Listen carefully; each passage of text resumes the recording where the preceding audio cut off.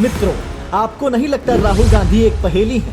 एक ऐसी खतरनाक पहेली जिसे आप अगर ध्यान से सुनकर सुलझाने का प्रयास करें तो उत्तर में देश विरोधी स्वर सुनाई पड़ेंगे। क्या आपने कभी राहुल गांधी के भाषणों को ध्यान से सुना है?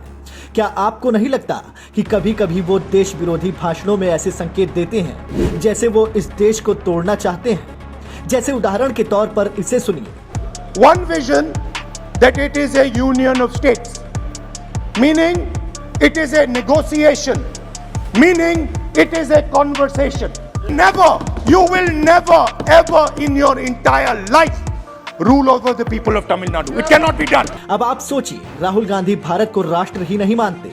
ये बात अपने आप में भारत की एकता और अखंडता के लिए कितनी खतरनाक है। लेकिन सिर्फ इतना ही नहीं, राहुल ये बात विदेशी धरती पर कैम्ब्रिज यूनिवर्सिटी के आइडियाज फॉर इंडिया फोरम पर भारत की छवि खराब करने वाले अनेकों बयान देकर आ गए। वहां पर भी भारत को एक राष्ट्र मानने से इनकार कर दिया, बल्कि भारत की तुलना पाकिस्तान के हालातों के समान बता डाली। एक राजनीतिक नेता के तौर पर अंतर्राष्ट्रीय मंच पर भारत को एक असफल देश बताना किस नजरिए से देशभक्त का काम है। लेकिन फिर भी लंदन से लौटने के बाद भी राहुल बाबा नहीं सुधरे और उदयपुर में कांग्रेस के सम्मेलन में देश में आग लग सकती है जैसी बातें कहकर भड़काऊ भाषण भी दिया।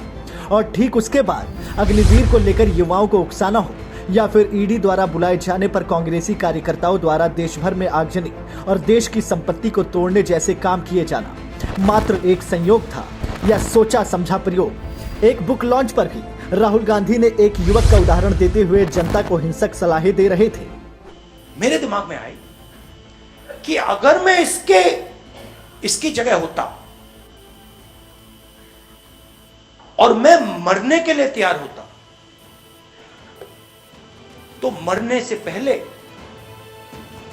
जिसने मेरे भाई को मारा था उसको मार देता। यह हरकतें राहुल जी की कोई नई नहीं है। इससे पहले भी चीन के पक्ष में और सेना के विरोध में झूठे ट्वीट करना, टुकड़े गैंग को हवा देना और किसान आंदोलन में असामाजिक तत्वों के साथ खड़े रहना भी इनकी हरकतों में शुमार है।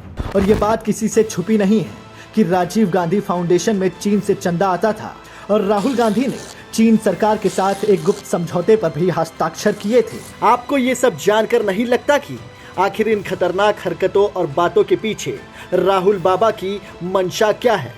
और ये इरादे इस देश की एकता के लिए, आपके लिए, हमारे लिए सही है? सोचिएगा जरूर।